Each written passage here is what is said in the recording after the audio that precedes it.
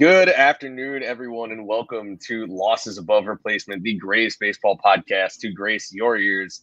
I'm today's host, Matthias Altman Kurosaki, and with me, as always, we have Ryan Splash Potts, my lone co-host today. Alex Clark is on the road right now. So first things first, as we begin every episode, Splash, how are you doing on this fine Monday afternoon? We're vibing. It's a Monday, so that means it's cleaning day at work. So I'm not looking forward to that. I'm also not looking forward to watching the Atlanta Barbs moving forward. Just the so many exciting players are hurt, and it bums me out to watch. But we proceed. I have some fun travel plans next month, so I guess I'll just put my head down at work and not think about anything, and then I'll be traveling in August. So exciting times. Yeah, and I am traveling a week from today. I am going to Japan for the first time since 2019. So looking forward to that. But also that means I will not be on the next couple of shows. You guys will be left with Splash and Alex. I'm so sorry for all of you viewers. I'm sure you're in great hands, but who knows? Other than that, the Olympics are coming up this week. I'm very excited about that, and I'm sure you are too, Splash. Personally, that's like my favorite sporting event. I know it's only once every 4 years, but I think it's really, really awesome. We had the Hall of Fame induction ceremonies over the weekend too. I'd be doing better though if the Mets could figure out how to beat the Marlins. They were 2-4 at Lone Depot Park this year. I tweeted this the other day, and when I was talking with the SNY the other day, it came up. It feels like the Marlins.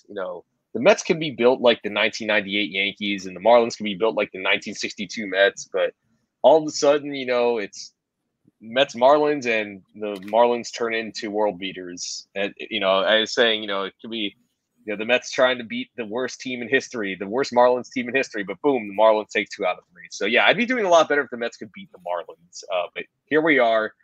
We are a week out from the trade deadline, which is on July 30th at 4 p.m. Eastern. So we have a list of 10 players here who are on the trading block, supposedly. And we're going to talk about where we think they will be traded. Maybe they won't get traded at all. So let's go ahead and start with a player who is a former All-Star, a former Home Run Derby finalist. And, he took the world by storm when he was a rookie.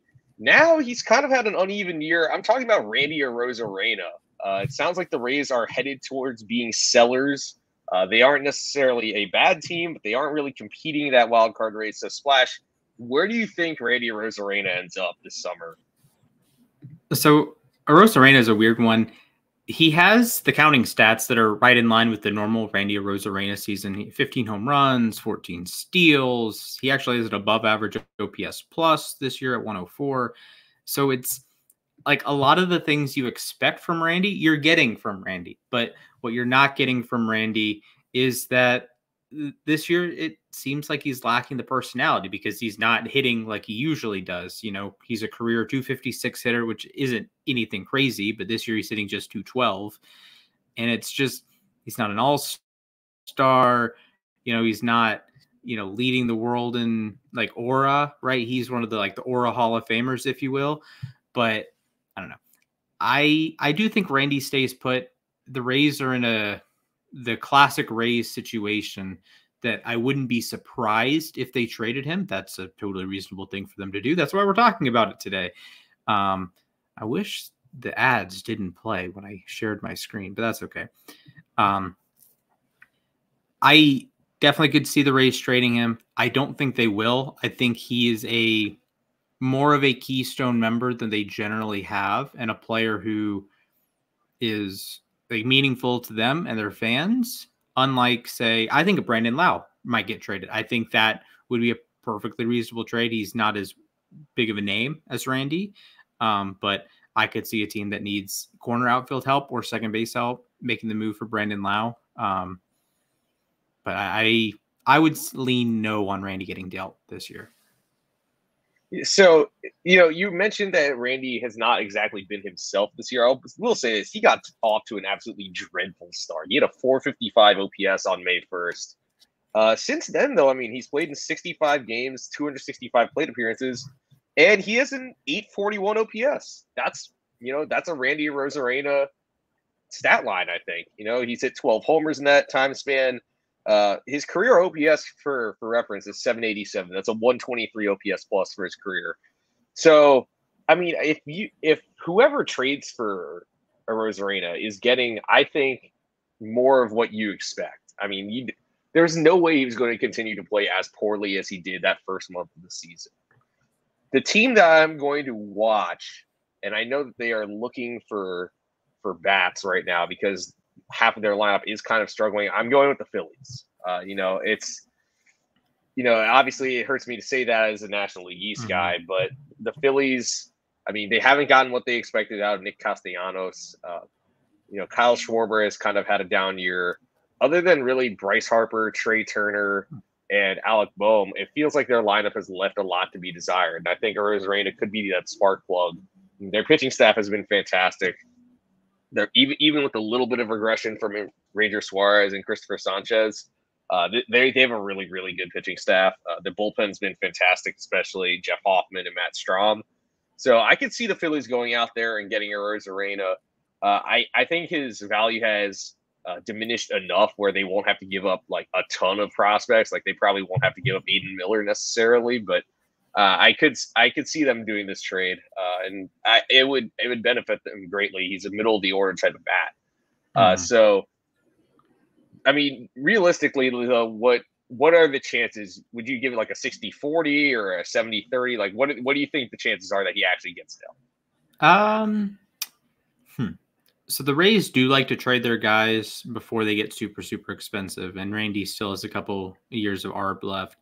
I'd probably lean like 60-40 that he does get traded. If I'm the Rays, I wouldn't trade him. I would try and like run it back with them, but I know that's not really the Rays' MO, that they're either good enough to make the playoffs and make a deep run, or they're selling, which, fair enough. They're the Rays, and they're usually pretty good at the whole thing, but I would say 60-40 gets traded. Philly is a decent shout. Really, any team with outfield help. Kansas City. If I'm Kansas City, I can see the Royals knocking down the door here. I don't know if the Rays would love to trade him to another AL team, and the Royals don't exactly have like a great farm system here. But yeah, they just traded their second best prospect for Hunter Harvey, so that's true. So you're in like a bit of no man's land if you're Kansas City, that you're like good and you're in a playoff spot or in playoff contention, serious playoff contention, but you don't really have the reinforcements on your major league club or your minor league affiliates to really strengthen that position. Yeah, and it's also like, I'm sure the Rays would want a major league ready player, and I'm not sure if the Royals have someone who they're willing to give up in exchange for Arozarena. It's clear though that the Royals are trying to be buyers this year. I mean, they're firmly in contention. They've lasted a heck of a lot longer than I expected. So I would be on the lookout for the Royals. They do need outfielders. I will say the one thing that does concern me about Arozarena is that his defense has really taken a step back the last couple of years. Again, he's ranked below average, -5 outs above average. It's concerning. There isn't a ton of red necessarily on his StatCast page. I mean, there are, he's drawing walks at a good rate. He's still striking out a lot, though. It's not a lot of dark red. It's a lot of, middle ground there. He's still decently fast, though. So I say we move on over to the other Florida team that has a pretty intriguing trade chip, and that is Jazz Chisholm Jr. It seems almost certain the Marlins are going to trade him. They're not in contention. He's an attractive piece. He has a couple more years of club control. So I'll go first on this one, and I'm going with the Yankees on this. The Yankees, wow. The Yankees offense, all right, granted, they've scored 9 runs today, but the Yankees offense really, other than Judge and Soto, has not gotten their jobs done. And I'm pointing specifically to Alex Verdugo, who's been in an awful slump for the last month with an OPS hovering around 500, I believe, since June 15th. So not great. An OPS for the season at 651, which is an 82 OPS plus. Other than Judge, who has a 208 OPS plus, and Soto, who has a 181 OPS plus, And I guess the recently recalled Ben Rice, who only has 106 plate appearances, he has a 112 OPS plus. Everyone else has a below average OPS plus on that roster. And I mean, Chisholm's OPS plus is barely above average. I will say that much, but they desperately need a spark plug, and B, just some offense. Anyone who could hit. So I think the Yankees, they could, maybe they try him a little bit at DH. Maybe they try to teach him how to play corner outfield. But I think that he's a perfect fit for the Yankees. And, yes, he's young. He's only 26. But this is much like a Rosarena. I think his value has taken a bit of a step back since 2022. So I don't think the Yankees would have to give up, like an arm and a leg to get him. I wouldn't even think they would have to give up Spencer Jones to get him. So I think the Yankees end up with him. And I think in Yankee Stadium, which is great for left-handed hitters, I think it would be a pretty good fit. Yeah, I think the Yankees are a reasonable shout. I don't know how well Jazz's personality would work in New York. It would be interesting. Yeah, I'd be curious about that. Yeah. I feel like he's more of he feels like more of a Met than a Yankee to me. I don't know if you would get the same vibe, but I don't think the Mets would trade for him. Although the Mets could use some help at second base this season.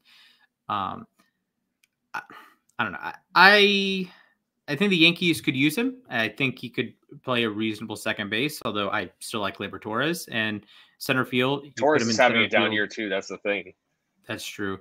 And he would be a bit more of a long-term option than Torres, who can walk at the end of the year. Then if you put him in center field, then you move Judge to a corner that, in theory, reduces his workload over the course of the season. Or shift Soto over to left, maybe. That as well. So you like rearrange your outfield a little bit better, and it upgrades over Verdugo, and it upgrades over Trent Grisham. I don't know. I think Jazz. I try not to say players are overrated, but I think being on the cover of MLB The Show and being like it's kind of unexpected. Like the Aura King, if you will. Like we talk about Randy as the Aura King with the Mexico World Baseball Classic run and the playoff run. Yeah. Well, Jazz has the aura, but he doesn't have the back it up part of it, right? He doesn't have the World Series heroics. He doesn't have the MVP votes and this, that, the other, and he is a little injury prone. And you have the defense in center field, which is fine. He's never played a corner average before. This year. Yeah, he's fine in center. I don't think he's a great fit for shortstop. I know some teams, yeah, you can play shortstop. Anthony Volpe's there. I wouldn't see him playing shortstop in New York. Not. I've seen Philly tossed around as a spot. One team that I don't think would make the move, but I think would be intriguing if they did make the move, Pittsburgh. I've talked about it with Luis Robert. Jazz is like the lesser version of Luis Robert. It has the tools to be very good, just hasn't quite shown that. He can play center field. Michael A. Taylor has been a bit of a bust this season. Jack Sawinski strikes out everything he looks at. So you plug Jazz in center, and I think that's a totally fair thing. Again, I don't think Pittsburgh does that, but they're right there in the playoff hunt. They were above 500. They had won 6 in a row before they lost yesterday. So Pittsburgh, Cincinnati still needs some outfield help. TJ Friedel's been in and out with injury the whole season. You're like relying on Rhys Hines to give you production, and you're relying on like just a conglomerate of, but a lot of that's in the infield too. So I think Jazz would also be a good fit at Great American Ballpark. Well, the tough part, I mean, so yeah, the Dodgers are another team I was considering, and I could see him. Well, there's one issue there though, is that there's the whole Miguel thing Rojas. between him and Miguel Rojas. Yeah. That's the one reason why I was like hesitant to mention the Dodgers as a trade partner there. Fair. Man, that would be quite hilarious. I'll say this though, is that you mentioned the Reds. Unfortunately, the Reds got swept out of the All-Star break by the Nationals and are 6 games under 500. They are 4 back of a wild card. It's I think the Reds are leaning selling. That's the issue, and I don't really see. I mean, maybe Chisholm's young and he has a couple years of control. Maybe you hang on to him, or maybe you trade him and try to hang on to him. But I don't see the Reds necessarily. The Pirates are an interesting one because, like you said, they're above 500 right now. They're a half game out of a playoff spot. It's going to be tough because they have a lot of young arms, so you don't know how many more innings Paul Skeens will pitch, or when Jared Jones comes back, how many more innings is Jared Jones going to pitch? But yeah, I think the Yankees, the Dodgers. I could see potentially Atlanta looking at them. I mean, Albies is out 8 weeks, so maybe you look to move him, and the outfielders haven't necessarily lit the world on fire. So it's also tough. Like, do you want to trade for him to be an outfielder, or are you trading for him to be a second baseman? Right. Or to your point, heaven forbid, trying to trade for him to be a shortstop or a corner outfield, which he's never played. Yeah, that's the tough part is that, yes, like you've played center field. I am curious to see what he would do if he had to play like left per se.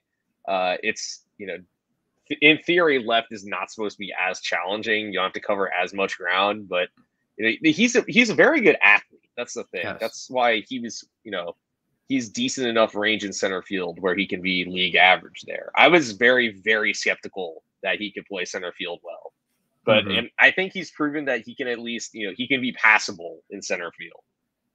For sure. It's, it's a tough thing to measure. He's a talented player. I think if you put him in a winning environment, he would definitely succeed more. I mean, there have been a couple of times I've watched him this year where, I remember there was an at-bat where he was up with, I think it was 2 men on and 1 out. And he got a 3-0 count. And he just swung at a pitch that was a foot inside and it popped on the infield. It's like, it makes me wonder how much he wants to be in Miami right now. And really, I can't blame him. They're in last place. And I think if you put him on the Yankees, or if you put him on the Dodgers, or if you put him on a team that's in contention, he will play very well for them. I think the Phillies make some sense. He could play center field there because they've had inconsistent production out of whoever they put in center. Johan Rojas, yeah, Mr. No Bat, all glove, and the glove hasn't been all that great this season. Jazz and center makes sense for me there. You could hit him 9th. Like he would be he could be decent. You could also. I don't know. The way that the Phillies offense has been this year, I could see him being a middle of the order bat for them. It's perhaps. Just, he's hit well with runners in scoring position too. He's batting over 300 with runners in scoring position. It's, that lineup, once you get below like Bohm in the lineup, it really becomes a lot of question marks. Castellanos has been inconsistent.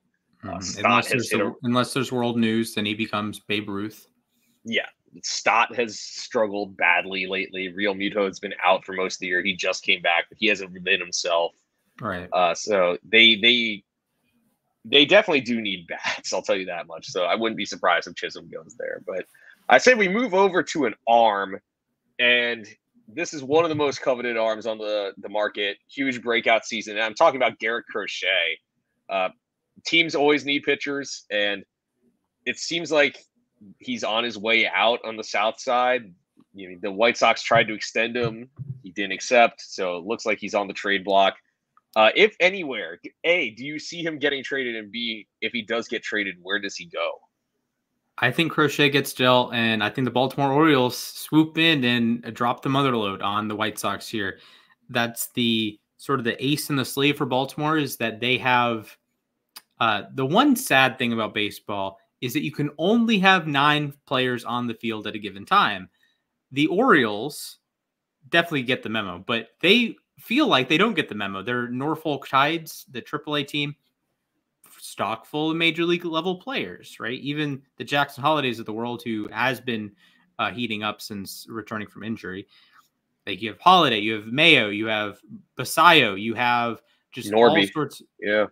You have Norby as well. You have just all of these, you have loads and loads of players. And then at the major league level, you have Jordan Westberg, who's in your permanent plans, probably. Gunnar Henderson, who's in your permanent plans, probably. I would hope so. So you're just kind of full on players. And I think you at this point, leverage that depth and say, hello, Chicago White Sox, we are going to offer you a trade. I think Baltimore, more than any team in baseball, has that ability to offer just more, just add another piece, add another fun arm, another fun bat, another one of this, another guy like this. And it's just that depth that I think will take them over the top. So if they pinpoint Mike Elias and company, if they pinpoint the arm they want or the bat they want, I don't think they would trade for a bat, but they pinpoint the arm they want, whether that's Crochet or a player we're going to talk about in a minute, or another player we're going to talk about in a minute, or pick your favorite player. They have the ammo to make that trade happen. Now, the Tarek Skubal trade talks, those are some of the most ridiculous trade offers I've ever seen, but they have the ability to make that happen. If in this case, the White Sox want someone, the Orioles can either do that, or they have a contingency plan to say, well, maybe not, we're not going to trade you Jackson Holiday, but we have another guy who could be the number one prospect next year. We have another guy who could be your star on the left side of the infield for the next decade. Or we have another guy here, and we have another guy here. They all look the same, right? So they're in this. Crochet gets traded to the Orioles. Yeah, so I also have Crochet going to the Orioles. I think, it seems pretty likely he's going to get dealt, and I think at this point it's not going to take as much convincing for the White Sox to trade him.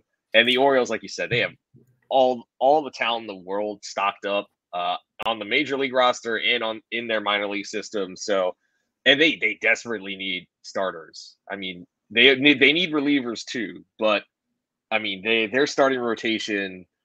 I mean, I really like Corbin Burns, obviously, and I like Grayson Rodriguez. But behind that, I mean, if you need 3 or maybe 4, normally 4 starters to win a playoff series. And if you're going to try to win the World Series like they are trying to right now, I don't think you can roll into the playoffs with 34-year-old Albert Suarez as your number 3 guy, or Cole Irvin, who struggled badly over the last 6 weeks, or Dean Kremer, who's a fine pitcher, but he's, about average, a little below average. I think Crochet is a great number 2 to Burns. Say Burns walks after this year, you have Crochet for a few more years. It makes too much sense, I think. And you look at Crochet's StatCast page, it's all red. So this is a guy I would shell out the prospects for. Yeah, now, I do have, the concerns with the innings workload, and do you potentially shut him down? Do you move him to the bullpen and build him back up as a starter in September, October? If let's say I'm not saying Philadelphia trades for him, but take Philadelphia, who has their 4 horses, if you will. Yeah. Garrett Crochet would be an absolutely gnarly, multi-inning, bullpen option. I think he's definitely overqualified for that role. But hey, we've seen Patrick Corbin, who received Cy Young votes in 2019, deployed in that role. Nathan Eovaldi too. Eovaldi last year, Eovaldi in 2018 as well. With 2018, he was nasty out in the World Series. So yeah, he would be overqualified, but you're trying to win the World Series, not appease the man. So that could be. I don't want that to happen, clearly, but that would be an alternate timeline that he's, a high leverage bullpen arm for multi innings, like Madison Bumgarner coming in relief, Randy Johnson coming in relief. That Garrett Crochet, also a lefty. I can see it. I can see the vision. Philadelphia don't trade for him. Imagine Seattle trading for Crochet. They swing Crochet in a certain Lubob. Yeah, I mean, I honestly wonder if those two would possibly get packaged together. I don't see it happening. But that's a huge. I think that would be, if you're Chris Getz, that's just a fundamentally bad decision if you're packaging your players. I think. I will say I was kind of skeptical that Crochet would succeed as a starter. I thought he was so good as a reliever that I mean, it's funny. I'll compare him to another former White Sox ace, Chris Sale. I thought Chris Sale was just going to be a lockdown reliever for decades. Turns out he became a pretty good starting pitcher, and here we are again. Chris Sale did not make the playoffs a single time with the White Sox. He had to wait until he got traded to win a World Series ring. So I don't know, maybe that happens to Crochet. But he'll be a game 1 starter in the playoffs again this year, assuming the Braves that make the playoffs. Exactly. Let's move over to one of Crochet's teammates. I'm talking about Eric Fetty, who came back from his very strong stint in Korea. He was league MVP over there in the KBO, Triple Crown winner. He's had a fantastic season for the White Sox, and he actually has a higher wins above replacement than Crochet, according to Baseball Reference. But I'm going to go first on this one. Mm-hmm. I think he ends up on the Red Sox. The Red Sox, again, another team that's in contention. I know they just had a rocky series against the Dodgers, and they're a game back now in the wild card race. But this is a team I think can make some noise. I think if there's anything I've learned from years past, it's to never sleep on Boston. And this, they haven't gotten what they wanted out of Brian Bayo this year. I think Nick Pivetta has dealt with injuries. Overall, this rotation, other than Tanner Houck, it's a lot of question marks. Can you rely on Cutter Crawford to keep pitching the way he's pitched this year? He's had home run problems, though. That's the issue. Cooper Criswell, would he be your 5? They really lack depth behind Tanner Houck, and they don't have a ton of arms in their minor league system either. So I think Fetty, he has one more year on his deal after this year. He's not on a heavy salary either. And who knows if he's going to keep pitching at the way he's been pitching this year so far. His expected ERA puts him more as like a mid-3 ERA guy compared to the 2.99 he has right now. It's expected ERA is 3.58. It's not his Statcast page is jumping off the page or anything. But I think the Red Sox don't have to give up a ton to get him. But he makes a lot of sense as like a number 2 or a number 3 behind Howe. I think Eric Fetty will be swapping centrals. I think he will be a prime trade candidate for the Brewers or Cardinals. I think these are teams that you have your number 1 in theory, your Peralta and your Gray. Then who's the number 2? And you got to figure that out. The Brewers are in a better playoff situation right now, and the Cardinals are the second wild card. But the Cardinals come into a series out of the All-Star break, and you're starting Miles Michaelis. It's like, I don't think Miles Michaelis should be a playoff starter. That you have Sonny Gray, that's great, but you need a number 2. And I think Fetty can be that number 2. I think preferably he's a 3 or a 4 or your starter turned reliever type, like we were talking about with Crochet. Crochet would be overqualified. Fetty's like exactly the player you want in this situation. We've had this conversation before that I don't really think he's a 2.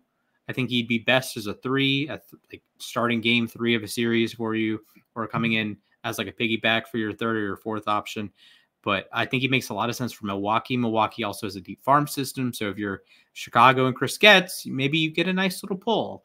And Milwaukee also has the pitching lab and the catching lab, and they make their pitchers so much better. So I think that would be a really savvy move for Milwaukee or St. Louis. Milwaukee is more, I guess, locked into a playoff spot. So I don't know if they're going to disrupt the apple cart, but we've seen them implode with the rough starting pitching in the playoffs, especially last year. So go get another arm, go get a couple innings that can help you in October. Yeah, and I think, Fetty this year has really been a workhorse too. And I think both those teams, they definitely need guys like that. I mean, St. Louis has gotten by thanks to their bullpen. Ryan Helsley has been fantastic, but they have the 3rd worst run differential in the National League, it's crazy for a team that's in a playoff spot. But they kind of remind me of the Marlins last year, where they're getting by with not especially great offense, decent starting pitching, but not like, anything to, write home about necessarily. Mm-hmm. Sonny Gray's fine, but, it's a lot of guys in their mid-30s you're relying on. And who knows? I mean, Gray has also been on the IL this year. So I think Fetty would be a solid get for them. Same with the Brewers. I mean, the Brewers, again, they've way exceeded my expectations this year. Like, wow, yeah. I was wrong about Milwaukee this year.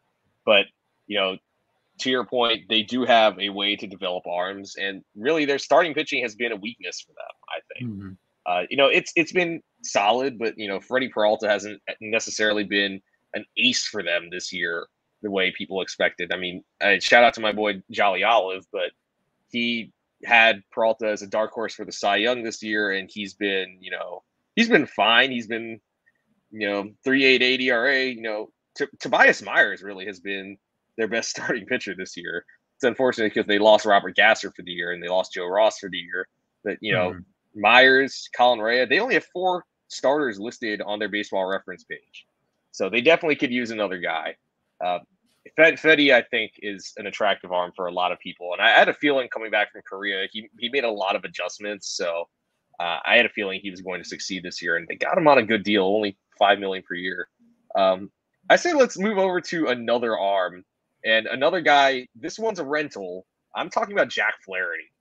He's had a resurgence. Granted, Detroit has also been surging lately. They're not necessarily in the playoff picture. They're still quite a ways back. They are still 6 back of a wild card spot, but they have been playing much better lately. They're only 2 games under 500. So where do you see Jack Flaherty going? The Orioles and Cardinals, for that matter, have the chance to do the funniest thing of all time. Yeah. Yep, 100%. Yeah, Jack Flaherty would be a perfect fit for the Orioles. The problem is they tried that last year. It bombed. It totally bombed. Yeah, no. It was a total disaster. So they're not doing that again. He makes a lot of sense for the Cardinals, another one of his former teams. So he makes a lot of sense for the Brewers. He makes a lot of sense for the Red Sox. I think Flaherty is, if you're on the scale of like 0 chance he gets traded. So I don't know, Francisco Lindor at this point, it's like 100% chance he gets traded. Flaherty might be the 100% chance he gets traded. He, like you said, he's a rental. The Tigers are still out of a playoff spot. I think of the guys we're going to talk about, he is the most likely to be dealt. And Baltimore, it makes so much sense. I even have the Photoshop with him in an Orioles jersey. I have it ready. Wow, I wonder how'd you get that? I had 2 angles as well. It was crazy. So that's obviously not going to happen. St. Louis, I don't think they want to go down that path again. Although, again, he would be a good move for these teams. I'm going to actually piggyback off your Boston idea. Get him back in the American League East. Give our future president, Andrew Bailey, another arm to work with. Just plug him in, plug and play. Boston, if they got Jack Flaherty, they're winning the division. Okay, maybe not, but in theory. I'm going in a different direction here.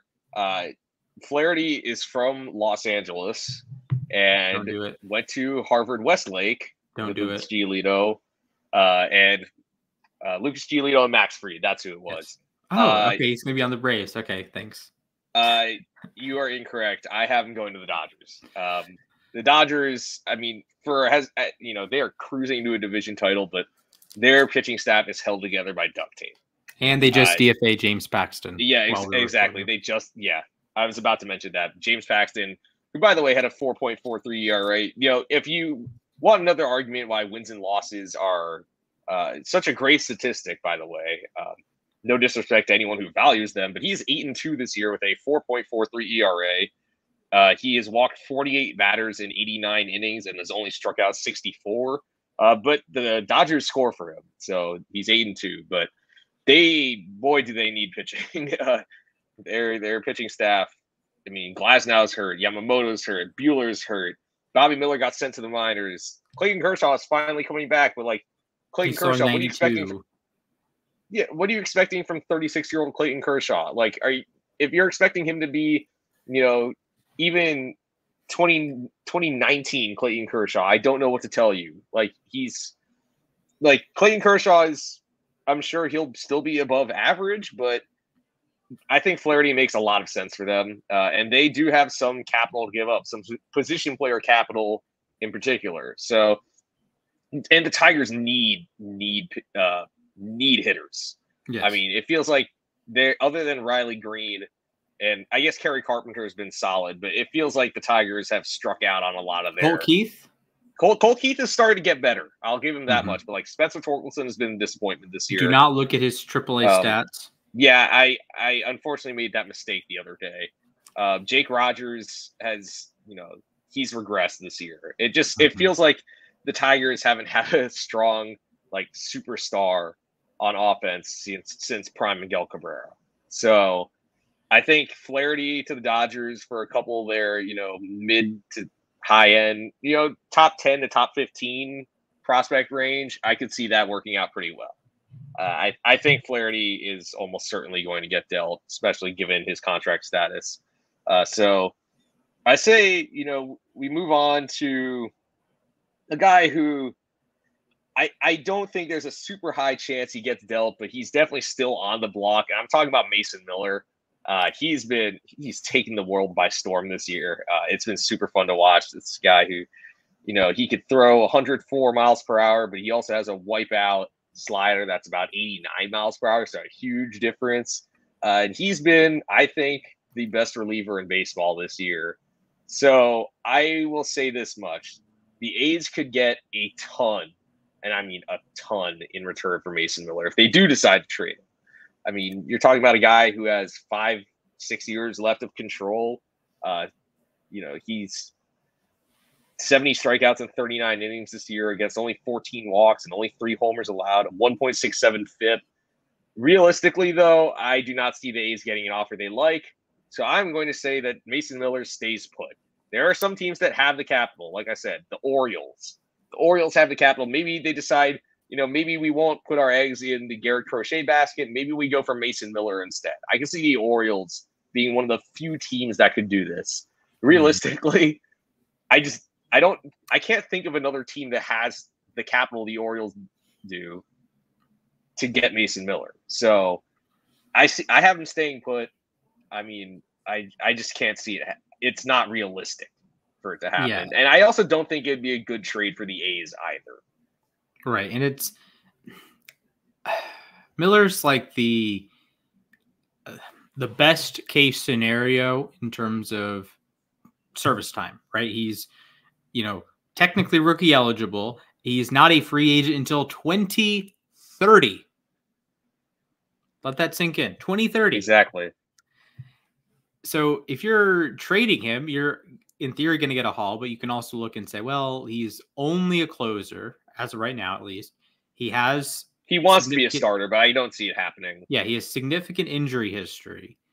And I think we've talked about this before. I think there's a disconnect in potentially what you want to get from an asset like that and what I think teams would be willing to give up, because Major League Baseball teams, as generally, there's an AJ Preller and a Jerry Dipoto that throw caution into the wind sometimes. Major League general managers and POBOs are more risk averse. If you have this asset, Mason Miller is an asset. He could be the best reliever in baseball for the rest of the decade. There are not many players you can say, yeah, he's going to be good for the next 6 years as a reliever, especially. But the stuff is just out the wazoo. But these teams are going to look at that and they're going to say, well, he's probably only a reliever and he has huge injury red flags. And do you want to trade for that? And I think teams are going to say no. I think there are teams that could make the trade. Baltimore, I think the Dodgers could probably swing the trade. Like you said, with all the position players they had, the Pajez's of the world and the Diego Cartayas and all of the other players that are blocked. Because remember, they have Will Smith, they have Freddie Freeman, they have a DH every day in Shohei Ohtani, that you don't have the spots that you can rotate in players that other teams might have the luxury of being able to, we can just, like Michael Busch got traded to Chicago, for example there. So the Dodgers, I think, could make the move and he would be an upgrade in that bullpen. As shaky as it's been at times, Evan Phillips he's not been that good. He's been a kind of a liability lately. He likes to live on the edge a little bit. So yeah, I think the Dodgers make a lot of sense there. Like you said, the Orioles have the prospect capital. I don't think Mason Miller gets moved. So let's we're going to stay in the American League again here, because the next guy, I think, much like two of his other teammates we've already talked about, I think he's on his way out the door. Luis Robert Jr. Or Luis Robert, sorry. When he's healthy, he's an electrifying player. But his team, I mean, I don't know what else I can say about the White Sox this year. They are 27-74. So Splash. I have a feeling he's on his way out. Where does he get traded, though? You said Phillies. I wanted to ban you from the show, and you said the Phillies. I do think Luis Robert gets traded. Seattle makes sense. I know Julio had the injury scare yesterday. I think the X-rays were negative. Achilles is intact, so he's probably going to be fine. Maybe a 10-day AL stint or out for a week.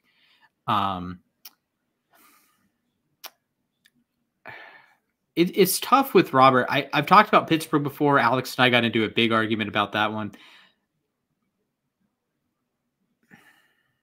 I mean, I just can't see Pittsburgh going all in this year. That's the issue. Yeah, although I will say Robert's not just an all in for this year. He's a push your chips in the next couple years. Yeah, he has 3 years of control after this year. So. I'm going to go a bit out of right field here. I think he makes sense for Boston. Boston needs a little bit more right-handed thump in their lineup. They have your center fielder in Jarren Duran, who's been terrific this season, All-Star Game MVP, homered in LA over the weekend. But you need a little bit more thump to me. You need a little bit more thump in the lineup. You have your productive lefties, and lefties at Fenway are always productive, it feels like. But maybe a little bit more right-handed pop. You get a little bit more athletic in the outfield. Not that they're not unathletic. Like you have David Hamilton and Ceden Rafaela and Jarren Duran, and Connor Wong as a catcher is incredibly athletic. You're going to get Tristan Casas back. Just add another bat and inch closer to that playoff situation and get like a superstar level player in Robert. At least when he's healthy, he's that kind of guy. And Boston doesn't, to me, have that kind of superstar level player, unless you count Tristan Casas as an interview. But well, yeah. Well, so I'm going in a bit of a different direction.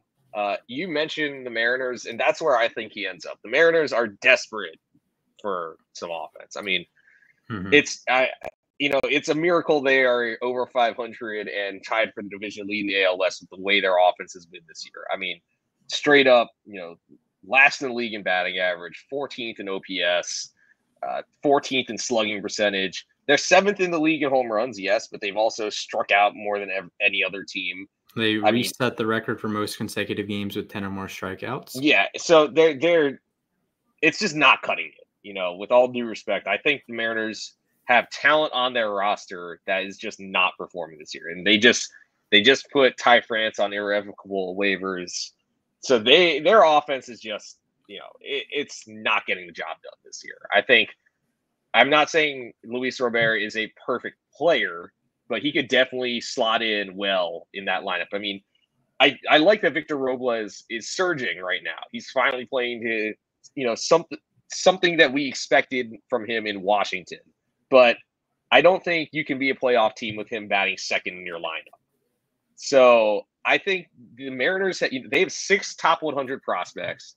I see them moving a guy like Celestin. I see them moving Logan Evans potentially with all the pitching depth they have. I can see them moving Evans. I can see them moving Michael Morales. And remember that you are getting Robert not just for this year. You have 2025, and then he has they have 2 team options on it. So you can keep him around for 2 extra years through 2027. So I think the Mariners make a lot of sense. Like I said, my God, they could use any offense they can get right now. So if you're a seller right now and have any type of offensive talent available on your roster, you should probably call Jerry DePote. And Jerry DePote has already called you. Yeah, that's true. I will say, if they're a right-handed hitter, you don't have to worry about much because right-handed hitters just suck in Seattle for whatever reason. I don't know what it is. Yeah. Okay, I'm going to get Alex to call in and probably murder both of us. What about Luis Robert to the Astros? I don't see that happening. But it's not the most unrealistic thing I've ever heard of. Okay, because they've had inconsistent production in center. You have, Dubon, Myers, Chas McCormick's been an absolute disaster this season. Tucker's not back yet, so you need that outfield depth. I don't know. That's the thing. I mean, how much longer is Kyle Tucker out? That's the thing, because he was an MVP candidate when he was on the field this year, but he's been out for 6 weeks now? He came back for a couple games, if memory serves, and then he clearly wasn't healthy. Yeah, so man, it would really bolster their lineup, but I don't see it happening. That's I the don't issue. think it happens either. Let me be clear, but I don't know. I think that makes. See, I like to think of these things as what I would do or what I don't necessarily think would be fun, because then I would just have the Phillies sign everybody that's bad at baseball. But I like to have some creativity here. Like Pittsburgh, they need a center fielder. Houston could use a center field upgrade. Boston could use some more right-handed power. And I don't necessarily think these things are entirely likely. I think Baltimore and the Dodgers are probably going to be, the top destinations. Atlanta probably makes a move. Philadelphia probably makes a move, but inject some, I guess, some creativity into these deadline discussions. Like, when's the last time we talked about the Pirates as a serious? They're going to add a player at the deadline team. Yeah, it's that's the thing. Like, you have the Royals being buyers this year. The Pirates are being buyers. Oh, actually, we don't know if the Pirates are being buyers, but they're in a position where they could be buyers at the deadline. Which, like you said, I mean, I remember the last time the Pirates were buyers in 2018, and unfortunately went a little too far all in with their trade chips. But got to be aggressive sometimes. The National League has been weak this year. I was saying this to one of my friends yesterday, but the talent gap between the NL and AL is kind of ridiculous this year. So, yeah, I mean, that's where we're at. But did you have something else to add, or? Byron Buxton's had a good year, but do you think Minnesota could be in the world for an outfielder? I mean, to help keep Buxton healthy, I think it wouldn't be a bad idea. Buxton's been much better lately, by the way. He had 2 homers yesterday. Yeah, and I have him in fantasy. It's been a lot of fun to play him every day. But Max Kepler is kind of a platoon bat at this point. So maybe Buxton, or maybe if you get Lou Bob, you move him to the corner. I also don't see the White Sox trading in the division. That's thing. True. So that's true. Anyways, let's move on. Another American League player. Wow, I'm sensing a lot of. We've had a lot of American League players. Now, I will explain why. Yes. The National League, every team besides the Marlins, Rockies, Nats, really is in the heat of the playoff race. Yes, it feels like it. Even the Nats they could sweep a series. They did what? They swept the Reds, right? They swept the Reds, yes. So now you're like kind of flirting with the playoffs. In the American League, there's much more of a hierarchy of the Yankees are going to be in, the Orioles are going to be in, the Guardians are going to be in. You have the Mariners and Astros who are there, of course. But then there's like the mediocre middle is not a thing. Like Boston's a good team. Tampa is just above 500, and then you have the drop off. It's Texas. Is Texas going to sell? That is I think the reigning World Series champions sell. I know it's kind of ridiculous, but in my opinion, it'd be wise for them to sell because given their roster, the age, it's age and it's a decent amount of expiring deals. So it's like, what do you think you can get for Scherzer? What do you think you can get for David Robertson? David Robertson, we could probably have a trivia segment on David Robertson trades. I'm a big David Robertson fan. He's higher Kirby Yates. Yeah, and I fully endorse any team that wants to trade for David Robertson. I guess he still has to cross off the Braves and the Nationals on his NL East to do. Yeah, I was gonna say he could. I mean, maybe he checks another box there. I don't know, but the next guy we want to talk about though is Brent Rooker. This dude has had a career renaissance in Oakland. He should have been an all-star this year. I mean, that's a lot of red on his StatCast page. Although the one issue is that he does still strike out a lot. He's still striking out over 30% of the time this year. Yeah, and he cannot play the field. I think by trade is an outfielder, but I wouldn't really bet on putting him in the outfield. That being said, average exit velocity of 92.2 miles per hour, hard hit rate over 50%, 35% fly ball rate. The team that I see making a move for him that I think at this point needs a DH is Cleveland. I think the Guardians, while they are in first place and have a pretty good shot at making the playoffs, their offense, I think they could use an upgrade. And I know David Fry made the All-Star game over Brent Rooker, but David Fry has not been that good since the end of May. He's not hit a home run since May 31st. That's basically 2 months without a homer. So since June 1st, David Fry has a 595 OPS. That's So not I good. think, David Fry is a fine bench player. Is he an everyday player? Not so much. So I think Cleveland has the depth in their farm system where they can afford to trade for Brent Rooker. I think, Rooker, I understand he's on the wrong side of 30, which kind of limits his value, but I think this is not the wrong side of 30, but he's 29 turning 30 this November. So I think this is a good matchup here. I think, Cleveland gets a potent bat that they need, and Oakland gets a solid package of prospects. Here's my take. Brent Rooker will be traded to a team that does not adjust his immaculate grid settings.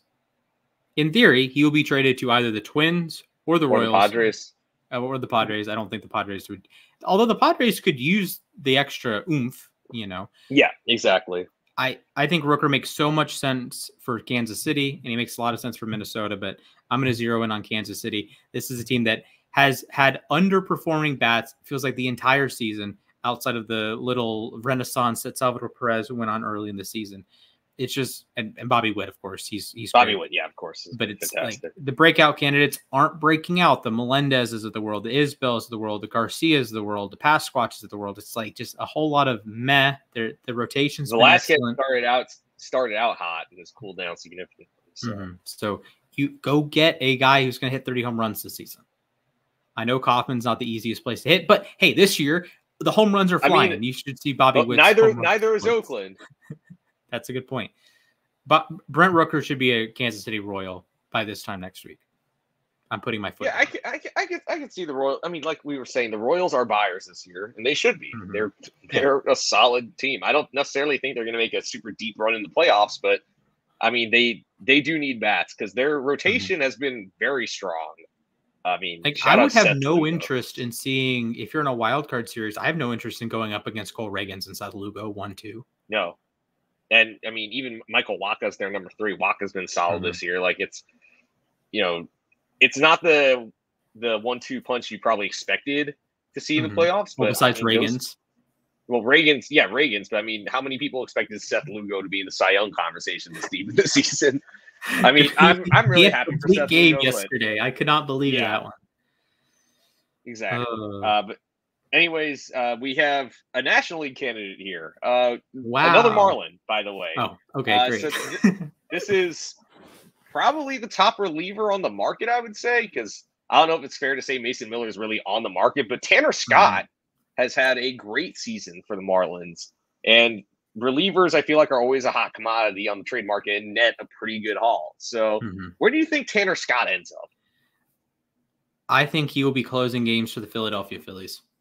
The Phillies dang. have a very good bullpen. Don't look at the ERA because they got annihilated by the A's last week. But the Phillies have a very good bullpen. They have 2 All-Stars, but Hoffman and Strahm are not the closers. Jose Alvarado, Mr. Mound Man, it tries to be the closer. And Hoffman has like 9 saves this year, though. He's gotten save opportunities. That's my mistake. I do think Scott would be an upgrade. I think Philadelphia is looking at themselves and, they could use another bullpen arm. Everyone can use another bullpen arm, frankly. So I think Philadelphia, makes the move. I know it's in division. It's the Marlins. I don't think the Marlins really care. I think Philadelphia is a reasonable spot.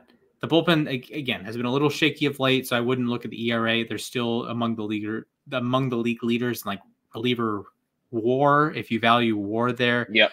But Philly's been really close to winning the World Series the last 2 years, and I think they want that extra like push over. They don't want a Craig Kimbrell situation, so go get another arm.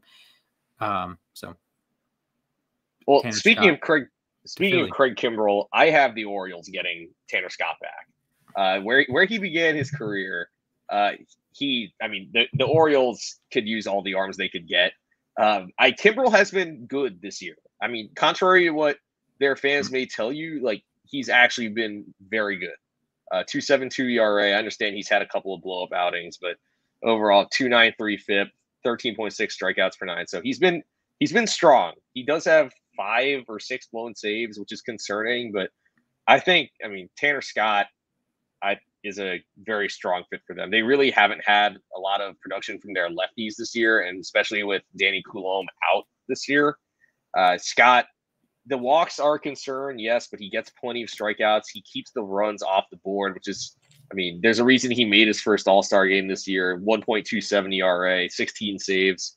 Like I said, the 14% walk rate is a concern, but I think this is a great setup man for Kimbrel, or maybe, you know, lefties are coming up in the order. Maybe you put Scott in for the save. It'd be a great 1-2 punch. And like you were saying, last year, Kimbrel kind of fell off in the playoffs. In 2018 with the Red Sox, he kind of tired towards the end. I think this makes a lot of sense here. So Scott, I think, heads back to Baltimore. Like I said, Baltimore has the prospects to trade for both Crochet and Scott, or, you know, an elite star and elite reliever. So yeah. For the Braves fans that listen, Tanner Scott out of the group we're going to talk about is probably the best option, I would say, with the lefties in the Braves bullpen. It was supposed to be this lefty gauntlet. Hasn't materialized. AJ Minter's he's been fine. Jimenez is a righty, but he's been absolutely electric against lefties. Aaron Bummer is not really a strikeout guy. He's more like a ground ball guy. So if you want something different in the bullpen, Tanner Scott, again, in division, but you've had the Duvall trade in recent years. So I don't know. For the Braves fans listening, Tanner Scott would be my pick of this litter, at least. Yeah, and I understand the Mets also need a left-handed reliever, but I don't see them shelling out guys for an in-division trade necessarily. Or, you know, because Scott is, for my money, the best reliever on the market. So I don't necessarily see the Mets shelling out prospects for a reliever in a year where I don't necessarily think they can make it super far in the playoffs. I think they can make the playoffs, but I don't see them. I don't want to face that lineup in the World playoffs. Series. I know that. Well, the lineup struggled a bit out of the break, but we'll see what happens there. But let's move on to our last guy, and I think this might be the least likely to get traded out here. Tarek Skubal, who has been arguably the best pitcher in baseball this year. There have been rumblings that, you know, the Orioles or the Dodgers are looking at trading for him. I'm going to go out and say it. I can't see this happening. Tarek Skubal is, A, he's young, and B, he's under control. And he's been, like I said, arguably the best pitcher in baseball. And I'm not just talking about this season. Last year, after he came back from injury, he was also arguably the best pitcher in baseball. So, I mean, it'd be kind of ridiculous for the Tigers to trade him when you're taking a step forward this year. Like, trading Jack Flaherty makes sense because he's a rental and he's older. But trading Skubal makes no sense if you're trying to contend next year or the year after that. So I don't see this happening. I see the Orioles or the Dodgers trying to make a ridiculous trade offer and the Tigers rejecting it. I mean, you got to remember also, prospects are not a sure thing. So if I'm Detroit, I would not be putting Skubal in the trade block. And I'm not accepting an offer unless I'm absolutely blown away. If the Tigers trade Skubal, just burn the franchise at that point. Let me put this into perspective. We don't know if the Tigers are good at baseball. That's the context. Tarek Skubal, in his last 34 starts since he came back on July 4th last year, he's 17-6. I know win-loss record has its whatever. Tarek Skubal, on a team that we don't think is good at baseball, is 17-6. He's winning 74% of his starts. That's pretty good. Yeah, a 2.57 ERA, 196 innings pitched, 1.6 walks per nine. That's absurd. 11.1 strikeouts per nine. That is bananas. He, at least this year, he leads the American League in winning percentage. Again, do wins and losses really matter? Maybe not. He has a whip below 0.9 in both seasons. Both seasons. Do not trade Tarek Skubal. I do not care if the Orioles offer you, well, I guess if you're the Orioles and you offer like Basayo and Holiday, if you could truly blow away the Tigers, and I could be talked into a trade, but I'm not looking for a trade. If you want to give me like 3 top 50 prospects, okay, maybe you talk, because the Tigers, like, at the end of the day, it is the Tigers do have to fill out a 26-man roster. This isn't like it's great to have Skubal, but would you trade Scooble for 3 potentially your second, third, and fourth best players moving forward? I don't know. With Riley Green being your best in theory. I hope he doesn't get traded. I hope he wins the Cy Young with Detroit like I predicted he would 2 years ago. But I don't know. Don't trade Scooble. It's just a bad idea. Yeah, like I said about the Orioles, I think with the Orioles, it's either you trade for Crochet or you trade for Screwball. It is not you trade for both because that is literally impossible. Because you're going to have to give up a king's ransom for either one of them, especially if you have other needs on your team. You need another reliever. So I don't see this working. I don't see the Dodgers putting together a package for him either. I think Flaherty, if anything, is the fit here. So, yeah. So those Fetty. Are or Fetty, yeah. So those are our 10 trade candidates. Let us know where you think they end up. Maybe do you think Mason Miller gets traded, or maybe you think Tarek Skubal gets traded? Let us know. Personally, I think it'd be ridiculous to trade either one of them. But anyways, Splash, it is time for trivia, which I am hosting this week. I know it is just me and you. So I am just going to be quizzing you. Let's just put it this way. Is it going to be Braves versus Mets home runs? No, it is not. But because the Hall of Fame induction ceremonies were over the weekend, we are running back one of my favorite segments, Who Did He Play For? Hall of Fame edition, though. So I have 10 Hall of Famers. I want to see how well you do. Can you bat 500? Can you bat 600? Maybe you bat 1,000 on this, all right? Hey, I don't know. What if I just try to bat 300? I mean, there you go then. Maybe you bat 300. Hey, I would make lots of Twitter users happy hitting 300. Exactly. Full disclosure, I was going to try to make this who drafted them, but I realized that would have been way too easy if I did that. So I did something slightly more difficult. So I say we go ahead and get started. Are you ready? All right. I am ready. All right. Our first player on here is Tom Seaver.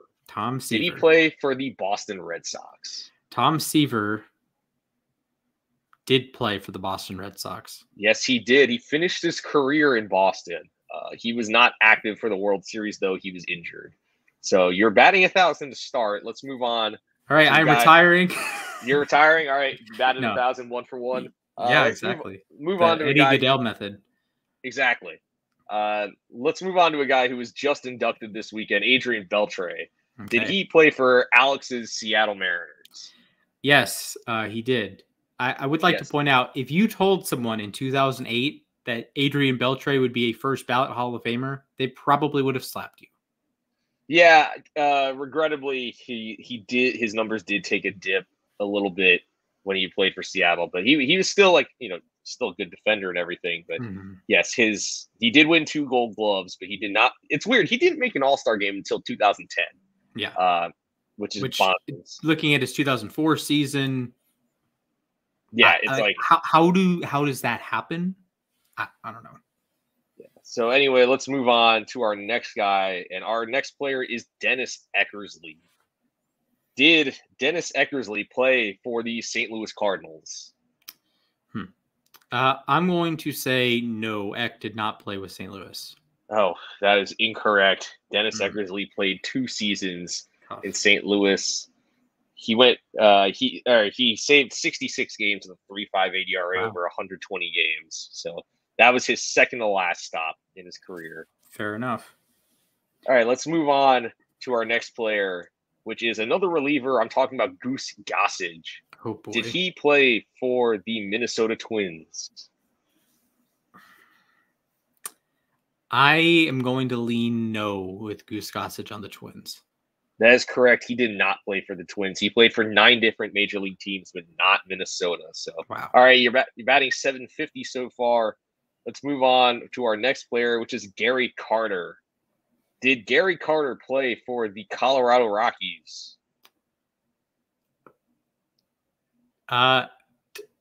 No. Is that your final answer? I do not believe Gary Carter played for the Rockies.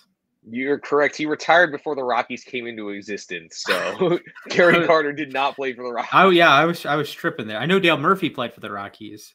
Yeah, exactly. But it's like Carter started his career too early for that one. Okay. Yeah, he played 12 years with Montreal, 5 with the Mets.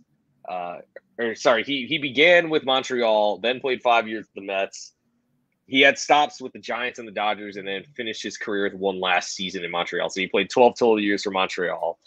But yes, you are correct. He did not play for Colorado. So all right, halfway through, you're 4 for 5, so you're batting 800. That's pretty good.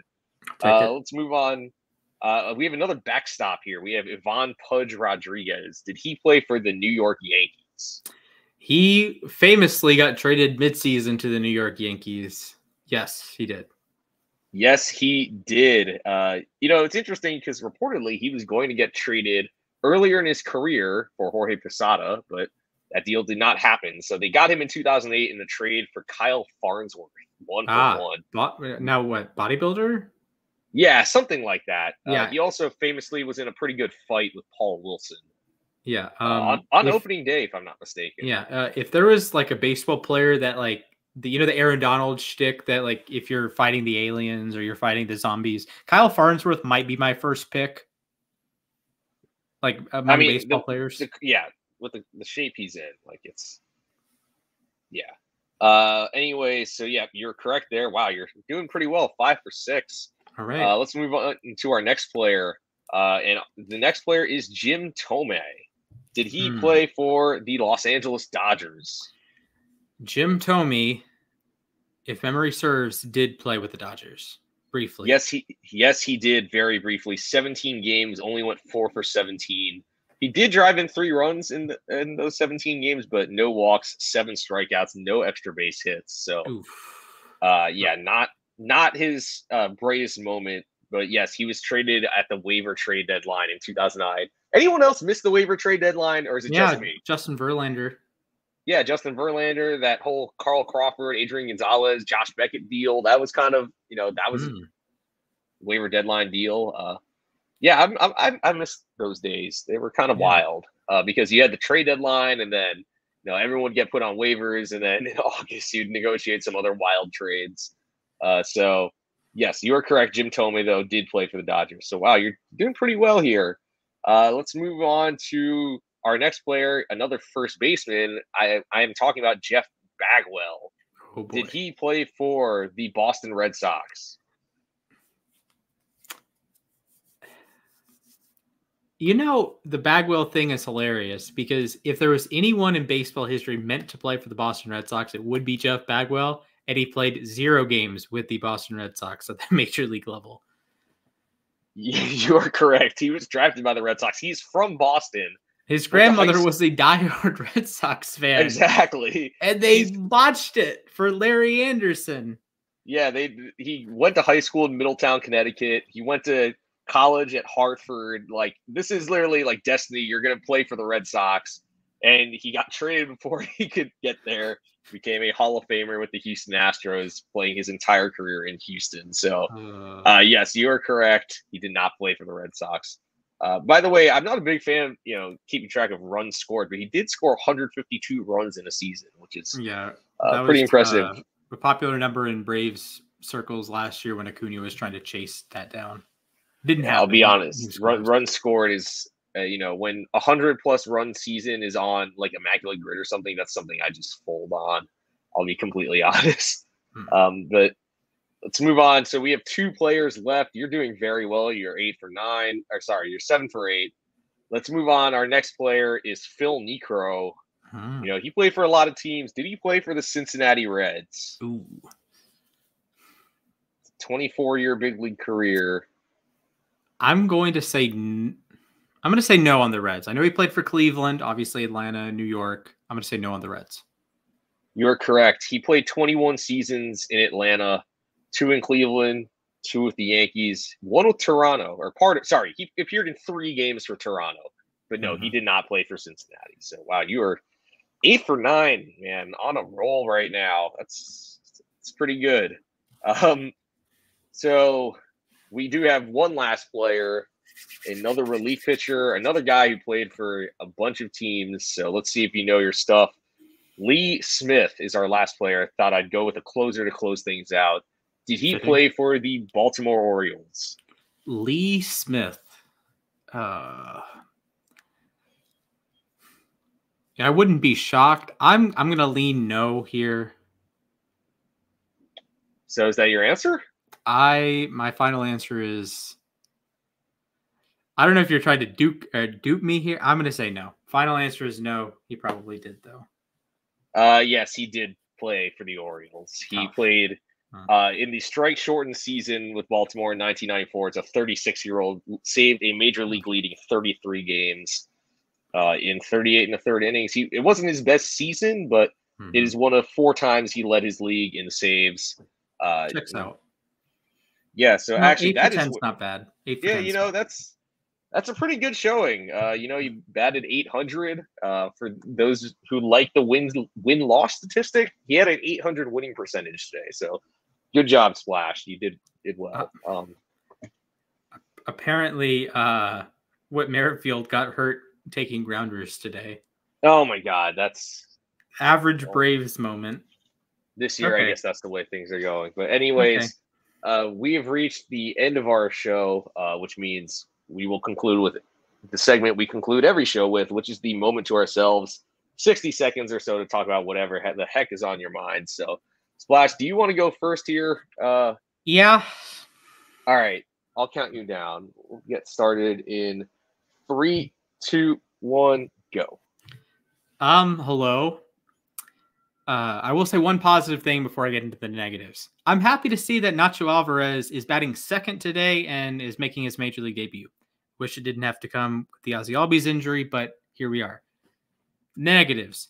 This is really the year from hell for the Braves. It's like everyone's hurt or underperforming, and it's just, I don't know. It's not a very fun product, right? And the Braves are, even when they weren't like winning the World Series in 2021, it's like 18, 19, 20, and they're the playoff chokers. They have the 3-1, and they have all the runs allowed to the Cardinals. Those are fun teams, right? You get to watch Ronald Acuna every day. You get to watch Ozzy every day.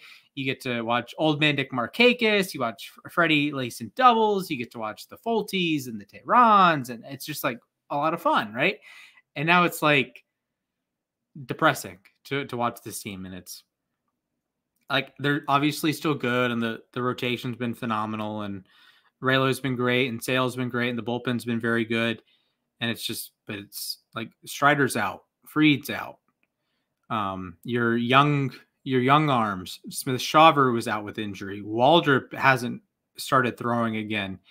And your opening day lineup, Murphy missed 2 months. Olsen struggled the entire season. Ozzy's going on the IL for the second time. Riley missed like 2 or 3 weeks. RC has been horrendous. Duvall couldn't hit righties for a month. Acuna is out for the year. Harris has been out for 2 months. Like the only like real exciting player, you have Marcell Ozuna, who that comes with its own baggage. And then Jared Kelenic, who's been hot and cold, but it's been a fun player to watch. So it's been one of those years, I guess, for the Braves. It'd be one thing like last year in 2022, you just get beat by the Phillies. Okay, that's fine. You got outplayed by the Phillies, but now it's like, I don't know if that's even a competition. Like, and that's like the injuries just kind of suck, man. Well, it honestly sounds kind of like the year the Mets endured last year. Or actually, I've endured a lot of those seasons. What am I talking about? That's a good point. Yeah. My go-to is the Ravens 2021 season. It's if Lamar Jackson's on the field, they have a chance of winning the football game, unless it's against the Steelers. But simply, if he is on the football field, you have a chance, and it's going to be fun. And then he's out, and they lose every game the rest of the way. It's like, why do I bother living? Maybe that's it's tough though this year. I mean, a lot of the guys who've gotten hurt are the mainstays. So it's like, I mean, do you try to replace them immediately, or like are you? It's like the Robert trade doesn't make any sense because Harris is coming back and Acuna will be back next year. And you have Marcell Ozuna is plugging the DH spot. So it's like, oh, well, yeah, you can just DH Acuna next year. No, you can't. I don't want to see Marcell Ozuna play in the outfield. Well, that'd be kind of ugly. Yeah. I don't even. When's the last time he's played the field regularly? I think I saw him play in the field last year, opening day. But he played in the field in Washington the first series of the year last year. I remember when the Mets had Daniel Vogel back. I don't think he played a single inning in the field. So like, you know, you also have Pete Alonso. Yeah. So I mean, yeah, exactly. Anyways, I'll get started with my time in 3, 2, 1. So I guess I want to talk about the Mets deadline approach because they're, 2 games over 500. They're tied for a playoff spot. I will say that I don't want them to be sellers, hard sellers. Like, this is a team that I think can make the playoffs and I think can at least make it to the NLDS, if not the NLCS. But I also don't want them to mortgage the future for rentals. I don't want them to mortgage the future for relief pitchers. Those are, they definitely do need relievers. They definitely need a lefty. They definitely need another righty, and they could use a corner outfield bat. I'd like to say stop batting DJ Stewart fifth. He has a slugging percentage around 200 since May 1st, and also like don't trade Ryan Clifford, don't trade Drew Gilbert, don't trade Jet Williams. Heck, don't even trade Luis Angel Acuna. Hang on to those big prospects, but please be willing to trade a guy like Don Hamill or Mike Vassell. There are trades that can be made without blowing up your farm system. And I trust David Stearns to do the right thing. And I think this team has a lot of potential, and I hope it's realized a bit this year. Yeah, the Mets are one team that I would have no interest playing in a playoff series. Yeah, they've played really well after the whole Jorge Lopez incident. So yeah, I will say I don't think they were as bad as they showed in May, but I don't necessarily think they're world beaters like they were in June. I think they're Martinez, they can. Lindor, well, in theory, Alonso, but Alonso's been kind of cheeks this year. Nimmo and Martinez is struggling too, so it's weird. Like the middle of the order bats are kind of. So I'll give him a break. That's why I want him around. Is that the offense has been significantly better since he's been around. He even helped Jose Iglesias down in Syracuse. Of course. And Alvarez is a guy who, the difference he makes behind the plate. He can go 0-for-4 with 3 strikeouts, but the pitchers like pitching to him, so they win the game normally. So I'm happy with the way Alvarez is playing. Do the Mets catchers still have the issues throwing out base runners? Luis Torrens doesn't. I'll tell you that much. He's 8 for 11. I need the Braves. Like when the Braves play, I don't care about the baseballs anymore. Can we ban stolen bases when the Braves are in the field? I swear, I don't think I've seen Travis d'Arnaud throw a guy out this year. He's had more Ozzie Albies injuries than it just. Arizona ran all over. San Diego ran all over. St. Louis ran all over. I got pretty used to that. But anyways, that'll do it for us today. Like I said earlier, let us know what you think about what will happen at the trade deadline. What's your favorite team going to do? Will Tarek Skubal get dealt? Will Mason Miller get dealt? I mean, heck, will Randy Arozarena get traded? But let us know at LAR_baseball on Twitter. Make sure to follow the two of us on Twitter. Follow myself at Matthias_A_K. Follow Splash at Mr. Splashman19. And of course, drop Alex a follow at the Sports Guy 242. Make sure to subscribe to us on YouTube. Drop us a like. Leave us a 5-star review on Spotify or Apple Podcasts or wherever you're listening. If you don't like the show, well, you can tell us that. Still leave a 5-star review. Hey, you can email us lossabovereplacement@gmail.com. Yeah, maybe you don't like something we said. Well, tough, but also feel free to tell us. So, anyways, thank you all for listening. Stay safe, and I hope to see you all real soon. Thank you.